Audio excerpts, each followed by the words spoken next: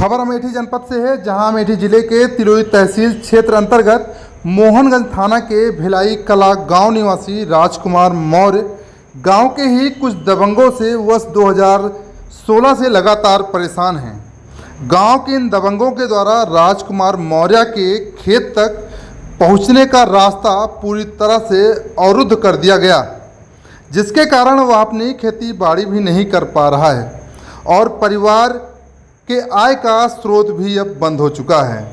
परिवार भूखे मरने की कगार पर है।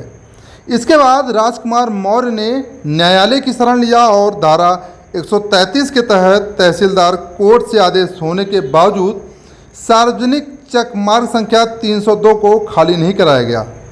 थक हार कर पीड़ित ने जिलाधिकारी सहित मुख्यमंत्री को पत्र भेजकर न्याय की गुहार लगाते हुए सार्वजनिक रास्ते को खुलवाने की मांग किया। यही नहीं, इसी क्रम में राजकुमार मौर्य ने स्वामी परमहंस आश्रम सगरा बाबूगंज के पीठाधीश्वर मौनी जी महाराज को भी पत्र भेजा है।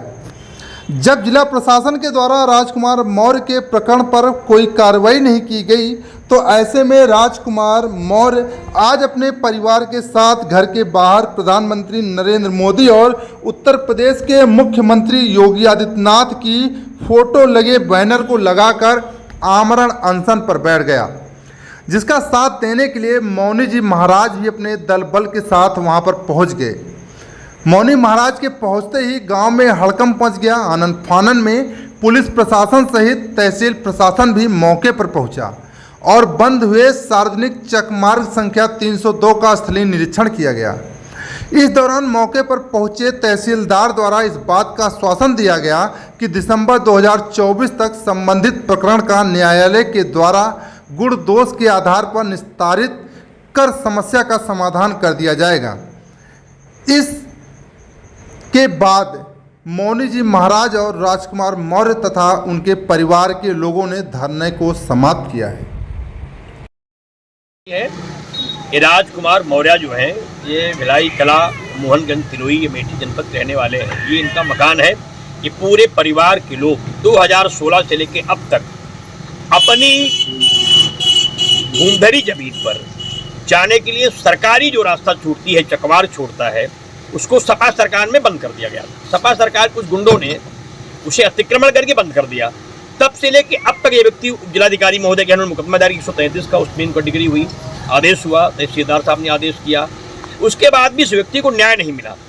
21 तारीख को, विगत 21 तारीख को उन्होंने एक प्रार्थना पत्र दिया, जिसमें कहा कि अगर मुझे न्याय नहीं मिलता है तो मैं सपरिवार भुखमरी से मरने से अच्छा है कि आत्मदाह कर लूँ, क्योंकि अब मेरे पास पैसा नहीं रह गया है अपनी बच्चों को पढ़ाने के लिए, लिखाने के लिए, माँ की दवा कराने के लिए, बेटी की शादी करने के लिए। उन्होंने एक प्रार्थना पत्र मुझे भी दिया, मुख्यमंत्री जी को लिखा, प्रधानमंत्री जी को लिखा, जिलाधिकारी जी को लिखा, कापियाँ थी और उन्होंने आदेश की कापियाँ लगा करके मुझे भी पत्र लिखा।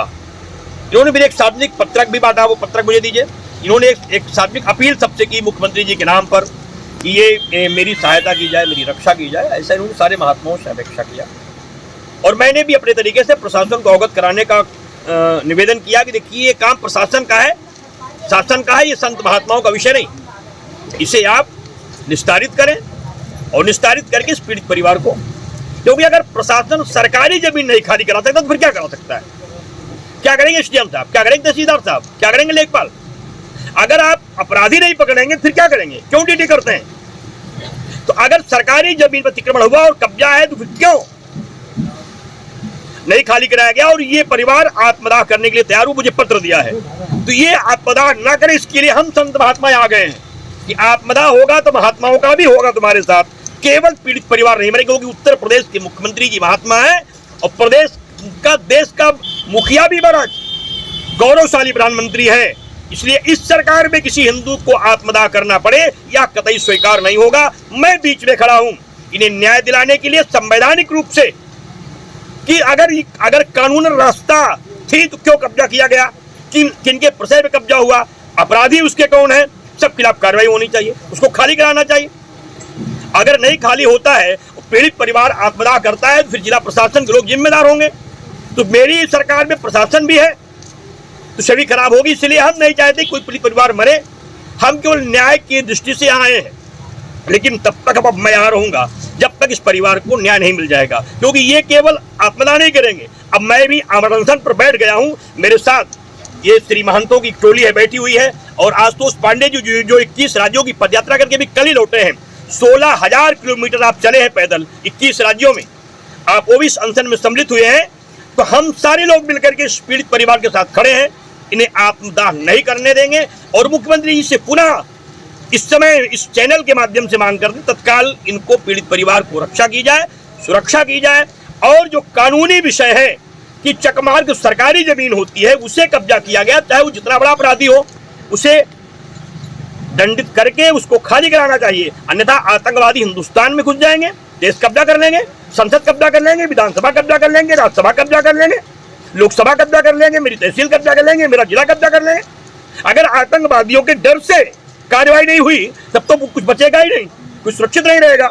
इसलिए तत्काल कार्रवाई की मैं मांग करता हूं, अन्यथा मैं यहाँ अमरअनशन करूंगा। इस अनशन में यदि कोई भी, जैसे आप संत हैं, दिव्यांग संत हैं, अगर किसी महात्मा की शरीर छूटती है, जिम्मेदार फिर तो प्रशासन ही होगा, क्योंकि जानबूझ के फिर प्रशासन की लापरवाही मानी जाएगी। फिलहाल हमें प्रशासन ने ये आने के पहले लेखपाल जी ने कहा था कि मैंने नोटिस दे दिया है, कार्रवाई कर रहा हूँ। ये 20 दिन पहले की बात है, उन्होंने कुछ नहीं किया। और अन्य लोग भी मेरे पास गए, लोगों ने कहा हम लोग खाली कर दे रहे हैं, किसी ने कोई कार्रवाई नहीं की। और अंततः आज मुझे आना पड़ा, यह बहुत दुखद भी है और कष्टप्रद भी है। ये पीड़ित परिवार मेरे सामने अश्रुपात कर रहा है, इसकी रक्षा करना मेरा नहीं, सरकार का भी धर्म है। हम तो महात्मा है, मेरा धर्म होता ही है कि कोई भी गरीब हिंदू मेरे रहते मर नहीं सकता, उसको हम बचाने के लिए पूरा प्रयास करें। प्रशासन आया है, प्रशासन की तरफ से क्या? देखिए प्रशासन क्या करेगा, वह क्योंकि प्रशासन की गरिमा है। हम पीड़ित परिवार के घर में बैठे हैं, प्रशासन के लिए राजमार्ग बना हुआ है, उनके पास लेखपाल है, उनके पास फोर्स है, उनके पास संविधान की पावर है। प्रशासन चाहे मरा तो मेरा प्रशासन 2 मिनट में आतंकवादियों को सीमा पे मार के उनकी छलनी कर देता है। तो 2 मिनट में महाराज जितने भी कीड़े मकोड़े अपराधी हैं, इनको ठीक कर सकता है प्रशासन। प्रशासन अपने आप पे आ जाए तो 20 मिनट में अतिक्रमण समाप्त हो जाएगा, सारी समस्या समाप्त हो जाएगी। लेकिन किन के दबाव में ये सब अपराध हो रहा है, इसकी बड़ा चिंता है। इसके लिए मुख्यमंत्री जी को तत्काल संज्ञान लेना चाहिए। नाम भिलाई कला का है, घाटा संख्या 302, एक चकमार्ग है, इस पर 4-5 लोगों ने अवैध कब्जा कर रखा है। उसी के संबंध में राजकुमार ने मौनी महाराज को एक प्रार्थना पत्र दिया था, जिसके संबंध में मौनी महाराज यहाँ आए थे। प्रकरण में विधिक कार्रवाई पूर्व में ही की जा चुकी है। अवैध कब्जेदारों के विरुद्ध उत्तर प्रदेश आदर्श संहिता की धारा 67 के तहत बेदखली की कार्रवाई शुरू कर दी जा चुकी है, जिसका निस्तारण 3 माह में करने के उपरांत विधिक कार्रवाई आगे की जाएगी। अभी धरना समाप्त हो गया है, चल रहा है धरना? जी, धरना समाप्त हो गया है। मौनी महाराज से बात हो गई है। महाराज भी को भी जब पूरे प्रकरण की जानकारी हुई तो उन्होंने भी ये बात पर सहमति बताई कि भाई अगर कोई चीज़ न्यायालय में विचाराधीन है तो उसके निस्तारण उपरांत ही कोई क्रियान्वयन किया जाना उचित रहे। उत्तर प्रदेश की तमाम छोटी बड़ी खबरों को देखने के लिए अमेठी टुडे न्यूज़ को सब्सक्राइब करें और बेल आइकन हिट करना न भूलें।